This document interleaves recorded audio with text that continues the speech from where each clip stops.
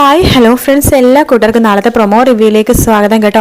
അങ്ങനെ പ്രകാശൻ സേനനോടും അതുപോലെ തന്നെ രൂപയെടുത്ത് രാഹുൽ കിരണോടും പറയുന്നുണ്ട്, എൻ്റെ മോനുണ്ടല്ലോ, ഞാൻ ചോര നീരാക്കി വളർത്തിയ എൻ്റെ മോൻ, ഞാൻ രാജകുമാരനെ പോലെ വളർത്തിയെന്ന് പറഞ്ഞ എൻ്റെ മോൻ, അവനെ ഇപ്പം പ്രതികാരം ചെയ്യാൻ വേണ്ടി നടക്കാം. നിങ്ങളെല്ലാവരെയും ഒരുമിച്ച് ഇല്ലാതാക്കാൻ വേണ്ടിയുള്ള പ്രതികാരം അവൻ്റെ മനസ്സിൽ.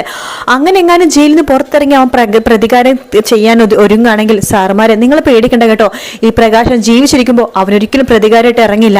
അത് അവൻ്റെ ഒടുക്കത്തെ പ്രതികാരം ായിരിക്കും. ഇത് ഞാൻ പറയുന്ന വാക്കാണ് എന്നൊക്കെ പ്രകാശ് അവിടെ നിന്ന് പറഞ്ഞിട്ട് അവിടെ നിന്ന് പോകാട്ടോ. അപ്പൊ രൂപ പറയണ്ട്, മോനെ അയാൾ മാറി എന്നാണ് മോനെ തോന്നുന്നത്, അയാളുടെ അമ്മ മാറിയ പോലെ തന്നെ അയാളും മാറി എന്നാണ് എനിക്ക് തോന്നുന്നത് എന്ന് രൂപ പറയുന്നുണ്ട്.